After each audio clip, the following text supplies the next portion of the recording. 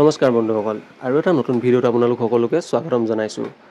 আপোনালোকে যদি caste, PRC, income, NCL certificate এনেকুৱা ধৰণৰ যিকোনো কিবা চাৰ্টিফিকেট এপ্লাই কৰিছিলে আৰু ধৰি লওক আপোনালোকৰ বহুত দিন হ'ল এতিয়ালৈকে এপ্ৰুভ হোৱা নাই বা ৰিভাৰ্ট বেকো মৰা নাই, তেতিয়াহ'লে সেইটো পৰিস্থিতিত আপোনালোকে কি কৰিব সেইটোৰ বিষয়ে আজি এই ভিডিঅ'টোত আলোচনা কৰিম।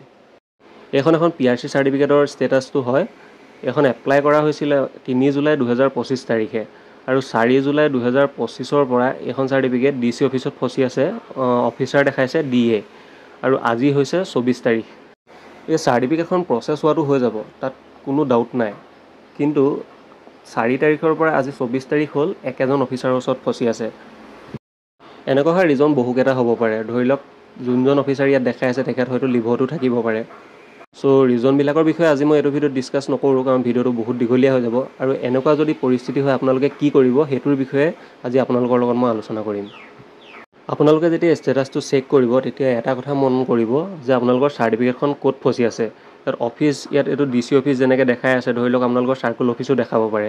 তেতিয়া আপোনালোকে কি কৰিব, যদি চাৰ্কুল অফিচত ফচি আছে আপোনালোকৰ এপ্লাই কৰোঁতে যোনটো একনলেজমেণ্ট ৰিচিপ্ট আপোনালোকৰ ওচৰত আছিল, সেই একনলেজমেণ্ট ৰিচিপ্টটো লৈ ইয়াত যোনটো অফিচ দেখায়, ধৰি লওক চাৰ্কুল অফিচ দেখালে আপোনালোক চাৰ্কুল অফিচ যাব লাগিব, নতুবা DC অফিচ দেখালে আপোনালোক DC অফিচ যাব লাগিব। একনলেজমেণ্ট ৰিচিপ্টটো লৈ আপোনালোক যেতিয়া অফিচত যাব আৰু তেওঁলোকক যেতিয়া একনলেজমেণ্ট ৰিচিপ্টটো দেখাব, সকলোখিনি ডকুমেণ্টছ যদি আপোনালোকৰ ঠিক থাকে তেতিয়াহ'লে অতি সোনকালে আপোনালোকৰ যোনখন চাৰ্টিফিকেটৰ প্ৰচেছটো সেইটো আগলৈ ফৰৱাৰ্ড কৰি দিব আৰু আপোনালোকৰ চাৰ্টিফিকেটখন অতি সোনকালে এপ্ৰুভ হৈ যাব। এইটো হৈছিল অফলাইন প্ৰচেছ, আৰু আপোনালোকক মই এটা অনলাইন প্ৰচেছৰ বিষয়ে এইটো ভিডিঅ'ত কৈছোঁ। আপোনালোকে যদি সেৱা সেতু পৰ্টেলটোৰ পৰা চাৰ্টিফিকেট এপ্লাই কৰিছিলে, দেন তেতিয়াহ'লে আপোনালোকে কি কৰিব, সেৱা সেতুত আপোনালোকৰ যোনটো আইডিৰ পৰা আপোনালোকে চাৰ্টিফিকেটখন এপ্লাই কৰিছিলে সেইটো আইডিত লগইন হৈ ল'ব। লগইন হোৱাৰ পাছত ওপৰত যোনটো ট্ৰেক অপশ্যন দেখিছে, ট্ৰেকত ক্লিক কৰিব আৰু ছেকেণ্ড অপশ্যনটো যোনটো গ্ৰিভিয়েঞ্চ লিখা আছে, গ্ৰিভিয়েঞ্চত আপোনালোকে ক্লিক কৰিব। ক্লিক কৰাৰ পাছত আপোনালোকৰ সন্মুখত এনেকুৱা ধৰণৰ এটা ইণ্টাৰফেচ দেখা পাব। ইয়াত যোনটো আপোনালোকে ৰেইজ এ গ্ৰিভিয়েঞ্চ নাও অপশ্যনটো দেখা পাইছে, তাত ক্লিক কৰি দিব।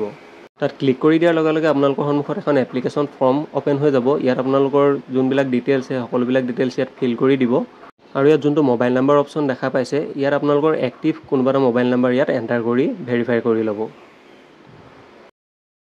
ওপৰৰ ডিটেইলছবিলাক ফিল কৰাৰ পাছত আপোনালোকে স্ক্ৰল ডাউন কৰি তললৈ আহিব। আপোনালোকে দেখিবলৈ পাব যে ডু ইউ হেভ এ সেৱা সেতু এপ্লিকেশ্যন ৰেফাৰেঞ্চ নাম্বাৰ, ইয়াত আপোনালোকে য়েছ কৰিব আৰু আপোনালোকৰ যোনটো ৰেফাৰেঞ্চ নাম্বাৰ সেইটো ইয়াত এণ্টাৰ কৰি দিব।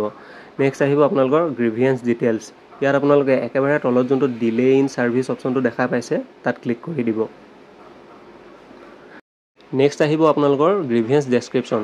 ইয়াত আপোনালোকে লিখিব যে মই আমুকখন চাৰ্টিফিকেট এপ্লাই কৰিছিলোঁ আমুক তাৰিখে, কিন্তু আজি আমুক তাৰিখ হ'ল, চাৰ্টিফিকেটখন বৰ্তমানলৈকে এপ্ৰুভ হোৱা নাই, আৰু মোৰ যদি ডকুমেণ্টছবিলাক ক্লিয়াৰ আছে, শুদ্ধ আছে, আৰু যদি পাৰে তেতিয়াহ'লে মোৰ চাৰ্টিফিকেটখন যিমান সোনকালে পাৰে এপ্ৰুভ কৰি দিয়ক।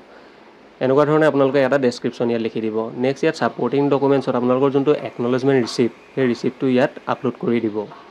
নেক্সট 2 নম্বৰত আহিলে প্ৰুফ অফ কমিউনিকেশ্যন। ইয়াত আপোনালোকৰ আধাৰ কাৰ্ডটো পাৰিলে আপলোড কৰি দিব, নিদিলেও কোনো প্ৰব্লেম নাই। নেক্সট 3 নম্বৰত আহিলে এনি আদাৰ ডকুমেণ্টছ। ইয়াত আপোনালোকে ডকুমেণ্টছ দিবও পাৰে বা নিদিবও পাৰে, কোনো প্ৰব্লেম নাই। একেবাৰে লাষ্টত যোনটো ডিক্লেৰেশ্যন দেখিছে, ইয়াত আপোনালোকে টিক মাৰ্ক কৰিব আৰু নেক্সটত ক্লিক কৰি দিব। নেক্সটত ক্লিক কৰি দিয়াৰ লগে লগে আপোনালোকৰ সন্মুখত এখন একনলেজমেণ্ট ৰিচিপ্ট জেনেৰেট হৈ আহিব। আপোনালোকে সেই ৰিচিপ্টটো প্ৰিণ্ট কৰি বা PDF হিচাপে ছেভ কৰি ৰাখি থ'ব। এইটো আছিল আপোনালোকৰ অনলাইন প্ৰচেছ আপোনালোকৰ চাৰ্টিফিকেটখন সোনকালে এপ্ৰুভ কৰিবৰ বাবে। আৰু আপোনালোকে যোনটো গ্ৰিভিয়েঞ্চ দিলে, সেই গ্ৰিভিয়েঞ্চটো আপোনালোকে কেনেদৰে চেক কৰিব সেইটোৰ বিষয়ে মই আপোনালোকক শিকাই দিছোঁ। ওপৰত যোনটো আপোনালোকে ট্ৰেক অপশ্যন দেখা পাইছে তাত যাব, আৰু নেক্সট যোনটো গ্ৰিভিয়েঞ্চ আছিলে সেই গ্ৰিভিয়েঞ্চ অপশ্যনটোত আপোনালোকে ক্লিক কৰিব। ইয়াত আপোনালোকে যোনটো ট্ৰেক ইয়ৰ গ্ৰিভিয়েঞ্চ ষ্টেটাছ অপশ্যনটো দেখা পাইছে, ইয়াত আপোনালোকৰ গ্ৰিভিয়েঞ্চটো দিওঁতে যোনটো মোবাইল নাম্বাৰ ইউজ কৰিছিলে সেই মোবাইল নাম্বাৰটো ইয়াত এণ্টাৰ কৰিব আৰু ট্ৰেকত ক্লিক কৰি দিব। ট্ৰেকত ক্লিক কৰি দিয়াৰ লগে লগে আপোনালোকৰ গ্ৰিভিয়েঞ্চৰ ষ্টেটাছটো আপোনালোকে ইয়াত চাব পাৰিব যে আপোনালোকৰ প্ৰব্লেমটো কিমানখিনি ছল্ভ হৈছে। আজিলৈ ভিডিঅ'টো ইমানেই আছিল। ভিডিঅ'টো যদি ভাল লাগিলে দেন লাইক কৰিব, শ্বেয়াৰ কৰিব, আৰু এনেকুৱা ধৰণৰ ইনফৰ্মেটিভ ভিডিঅ' আগলৈ পাই থাকিবৰ বাবে চেনেলটো ছাবস্ক্ৰাইব কৰিবলৈ নাপাহৰিব। ধন্যবাদ।